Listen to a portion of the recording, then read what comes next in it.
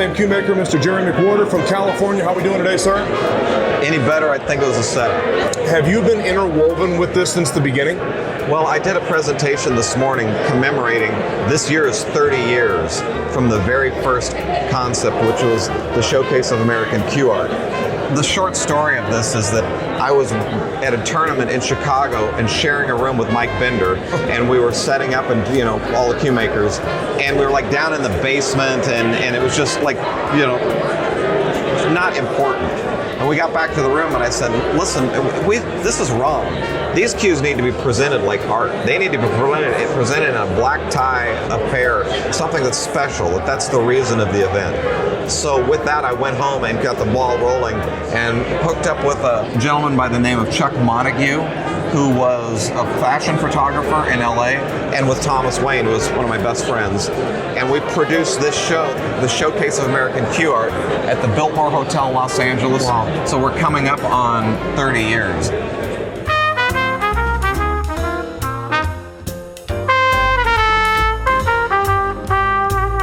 This was the group of cue makers that displayed at the very first show in the Biltmore Hotel.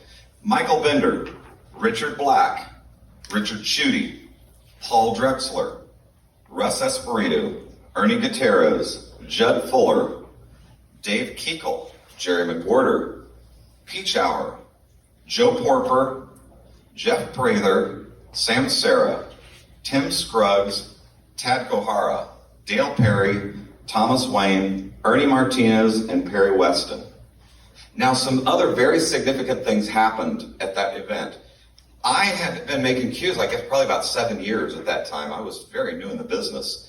And I had made a contact and was selling cues to a very young company in Japan by the name of UK Corporation, Mr. Hideo Ohara, who was sitting there in the back trying to not be noticed. So I'd been selling cues to Hideo, so Hideo came to the event. There were some other Japanese people there that didn't know each other, and we introduced Hideo to Kiyo. So that's when they first met. Kiyo Ohara was a professional photographer, in case you didn't know, and a writer for World Billiard Magazine.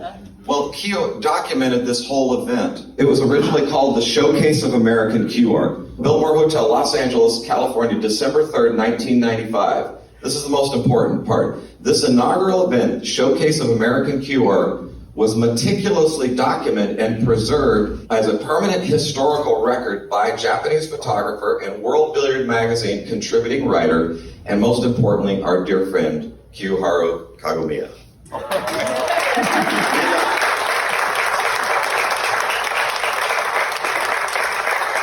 So me and Kiyo met at that event, and we were, 31 years old? Right. We're 31 or 32 years old. Right. Yes. Yeah. And now we're 61 years old. Actually, 62. Not a big difference. Let me clarify that. One of us is 61 years old.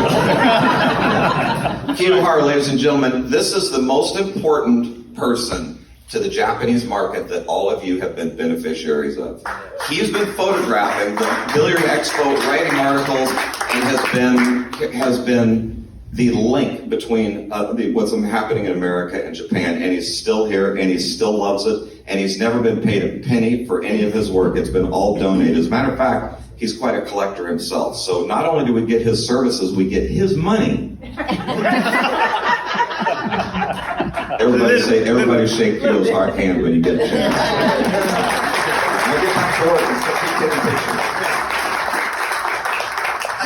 I got back to my job. So this is the article that he wrote from World Billiard Magazine. Now let me tell you a couple of very interesting and fun things about this. There was a committee of me, Chuck Montague, and Thomas Wayne that produced this show. Me and Thomas built all these displays. So it was 19 different cue makers. Went to Home Depot and got big sonotubes and cut out a front window of them and painted them white and did all of this and did all of the work to build these displays. More of Thomas's brainiac work. He had a great idea. He said, for publicity, we need to do some really cool things. So we hired Brink's Security Company, and we pulled them around to the back of the hotel, and all the cue makers, we loaded all of our cues into the Brink's truck, And then they drove around to the front lobby and unloaded the cues for us. And those pictures are documented. And it went to Japan as a Brinks truck unloading all of the value of these beautiful cues. Get this little twist that we had to the show.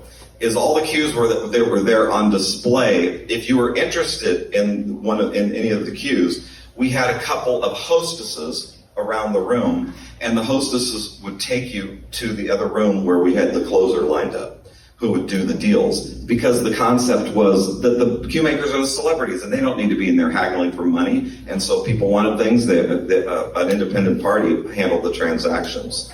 So that was kind of a neat little twist. Not that it worked, but just another fun little twist. Now, in typical form, some of these organizations have little fractures or things don't work quite so well. So the next year, when we started putting the show together, there was some conflicts among our little trifecta. And Chuck Montague was no longer involved in the show, and it was me and Thomas that continued to produce the show. So we changed it to the Gallery of American Cue Art. The second show, which happened again at the Biltmore Hotel. This was the invitation that was sent out to everybody. A work that was put together between Thomas and Bill Stroud. So we had roped in some other cue makers to kind of help us. Bill was one of them, Richard Chudy was one of them. There's a few others that we roped in to help do some of the legwork. Now, let me list the cue makers that were on this show. Richard Chudy, Dan DeShaw, Wes Hunter. Some of you haven't heard that name in a while. Bill Stroud. Bill was not at the first show. Dave Keekle, Jerry McWorter, Ernie Martinez, Joe Porper, Prathers, Sam Serra, Thomas Wayne, Jerry Franklin. We did an honorary exhibit of Jerry Franklin. So you'll see in the pictures there's that Lori Franklin and Mickey were at the event. We had honored Jerry Franklin, who had been deceased by that time. This gentleman right here, many of you will remember, Mr. Tanaka. Tanaka was a rich guy that loved pool in Japan, and I'll tell you how rich he was. His business was Formula One racetracks and golf courses all around Japan. A very wealthy guy. So he loved cues, and he spent hundreds of thousands of dollars on pool cues. And all of this was kind of the build it and they will come type of thing. So he came to this show and loved it. There's many other, you can see when you get close. Here's one of my favorite shots right here. This is a picture of Ernie and Bert Schrager.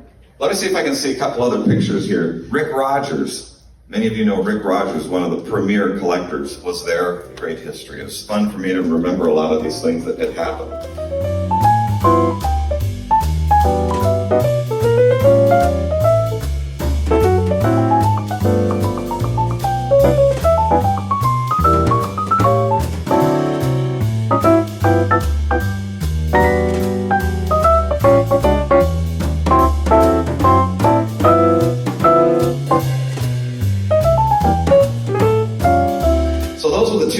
That took place at the Biltmore. We took 1 year off, and then we started in 98. We went to the New York Athletic Club. Here's the program from the New York Athletic Club. Now this has a story in itself too, because this is literally one of those deals where we were up all night long finding out which cues were actually going to be there and getting the descriptions right. And Thomas is working up all this stuff on his computer and going back and forth to Kinko's, and literally was picking up boxes from Kinko's, and the taxis were bringing them over there literally like an hour before the show started. It's a little bit sloppier, but it came from Kinko's at the last minute. So this was 98. Here's a list of the cue makers that displayed. Michael Bender, Richard Black, Richard Chudy, Dan DeShaw, Russ Espirito, Joe Gold, the only show that he attended, Ernie Gutierrez, Dan James, Dave Keekle, Ernie Martinez, Jerry McWorter, Joe Porper, the Prathers, Sam Serra, and Thomas Wayne. So we did 2 shows at the New York Athletic Club, which were some very prestigious things. Through our connection to the New York Athletic Club, we got to do a showing at a legit high-dollar art gallery. Really amazing exposure. Then another year or so went by. Bill contacts me and he says, we need to start doing another show. And I was like, well, it's a lot of work, and we don't have those displays anymore, and they were big and cumbersome, and we can't ship them across the country, and it was just logistical problems. And then I said to him, but you know what? The way we need to do this show is it needs to make the collectors the stars, not the cue makers. The cue makers should be there as guests, but the real stars are the collectors. And the light bulb went on, and Bill went around with it.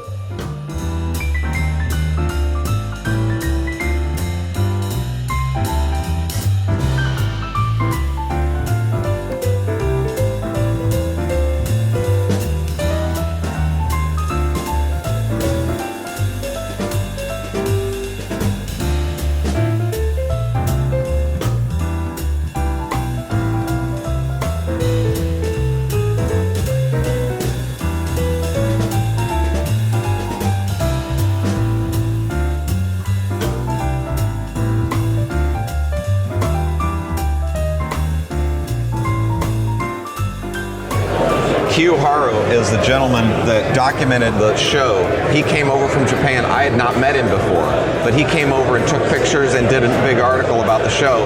I became friends with him. I introduced him to another Japanese guy that came.